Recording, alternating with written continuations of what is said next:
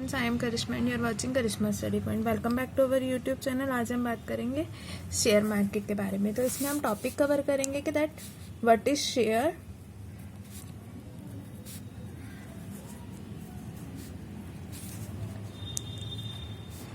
What is share market, third, how it's work,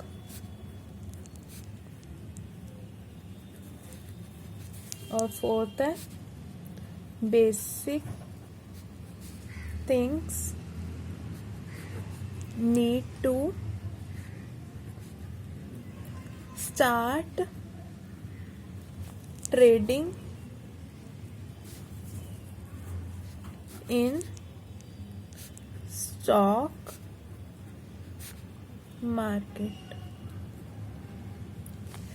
अगर आप भी शेयर मार्केट में ट्रेडिंग करना चाहते हैं तो इन क्वेश्चंस की आंसर की नॉलेज होना आपको बहुत जरूरी है।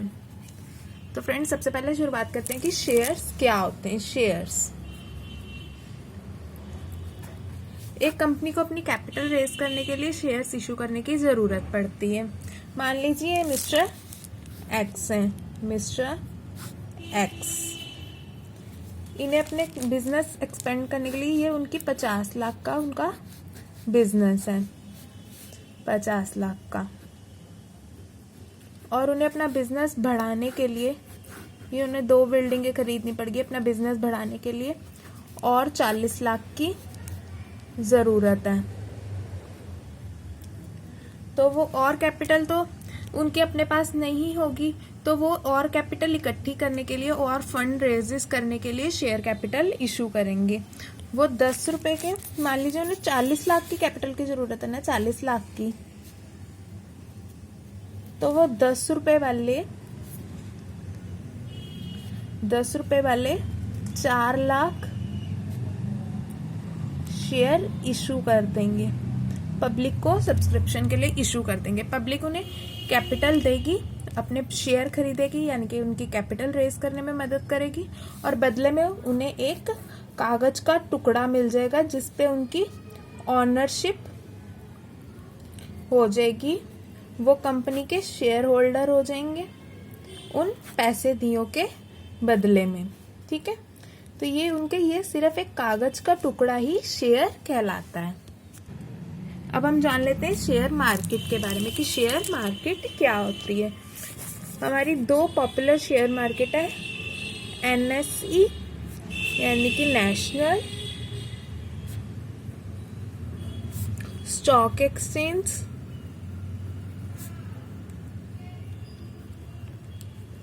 जिसके अंदर 1700 कंपनीज लिस्टेड हैं, 1700 कंपनी रजिस्टर्ड है, 1700 कंपनी रजिस्टर्ड है जो दिल्ली में है। और इस नेक्स्ट है BSE, बॉम्बे स्टॉक एक्सचेंज। वैसे तो और भी बहुत सारे स्टॉक एक्सचेंज है, जैसे कोलकाता स्टॉक एक्सचेंज, पर ये दोनों पॉपुलर स्टॉक एक्सचेंज है। बॉम्बे स्टॉक एक्सचेंज ये मुंबई में है,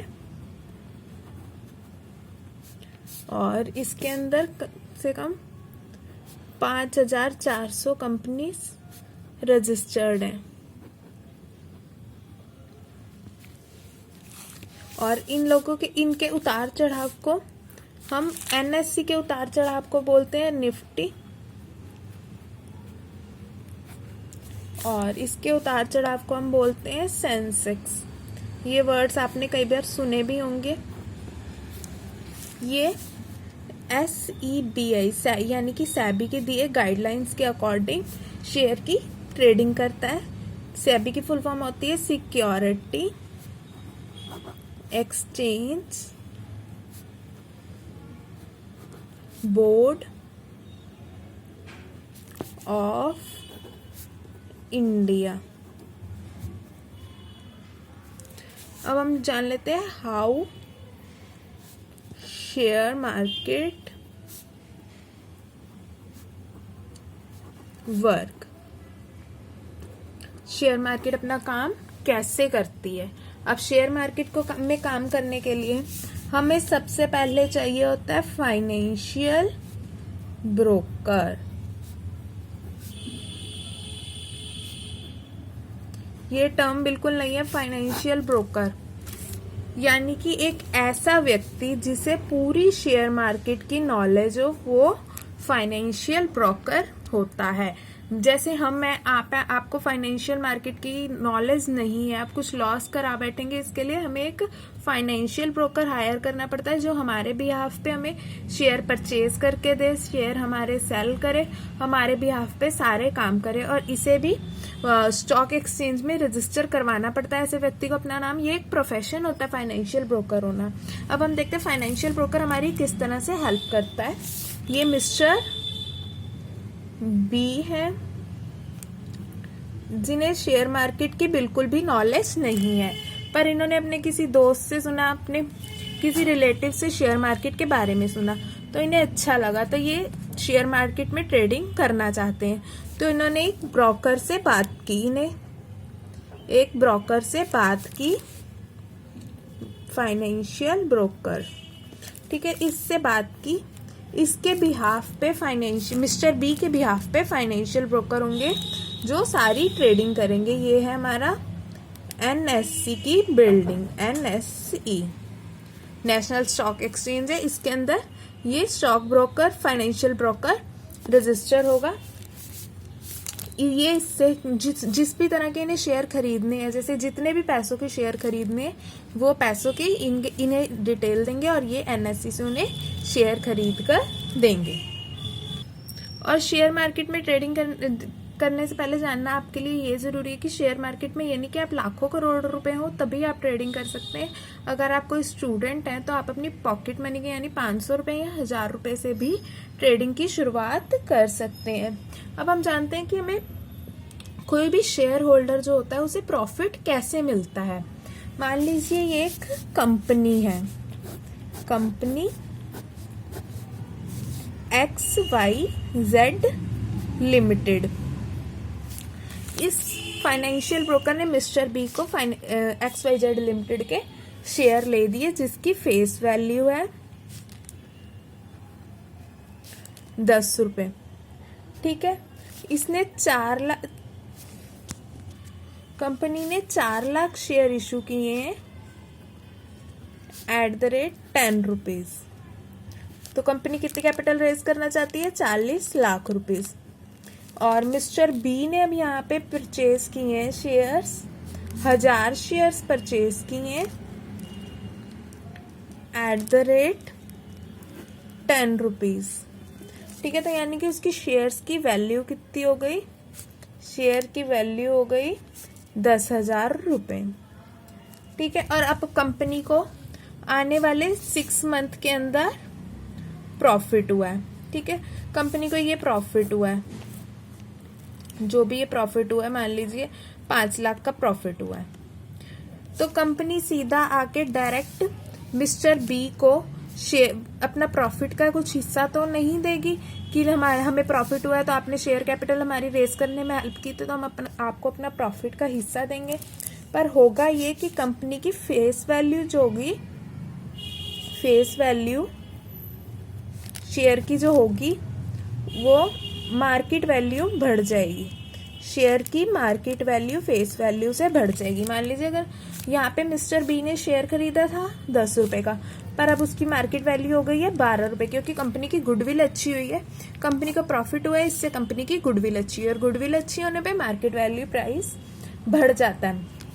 तो जब फेस वैल्यू मार्केट वैल्यू से बढ़ जाएगी तो मिस्टर बी ऐसे टाइम पर अपना शेयर को सेल करके उसका प्रॉफिट उठा सकते हैं।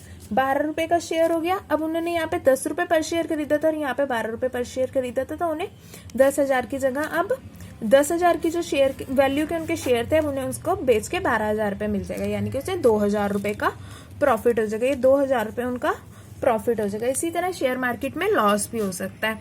अगर किसी कंपनी की गुडविल गिर गई तो वो शेयर की फेस वैल्यू 10 रुपए है पर उसकी मार्केट वैल्यू 8 रुपए वगैरह आपको बेचना पड़ रहा है, तो उस पर जो 2 रुपए आपको नुकसान होगा, यानी कि शेयर मार्केट में सिर्फ प्रॉफिट ही नहीं है, नुकसान भी होता है। अब हम देख लेते हैं कि शेयर की ट्रेडिंग के लिए हमें कौन कौन से चीजों की जरूरत हो। ये तो हमने बात की थी शेयर ट्रेडिंग के बारे में, पर शेयर मार्केट में लॉन्ग टर्म इन्वेस्टमेंट भी होती है जो बहुत कम लोग करते हैं। तो हम जान लेते हैं कि कैसे इसे स्टार्ट किया जाता है। सबसे पहले हमें एक सेविंग अकाउंट की जरूरत होती है, सेविंग अकाउंट की जरूरत होती है। उसके साथ हमें एक डीमेट अकाउंट लिंक करवाना पड़ता है, डीमेट अकाउंट ओपन करवाना पड़ता है। पुराने जमाने में होता था कि इंटरनेट की कोई सुविधा नहीं होती थी, तो इसलिए हमें फिजिकली शेयर खरीदने या बेचने पड़ते थे। हमारे पास जो शेयर्स होते थे वे कागज के रूप में हमारे पास रहते थे, हमारी असेट्स बनके, जैसे कि बैंक की एफडीज होती हैं।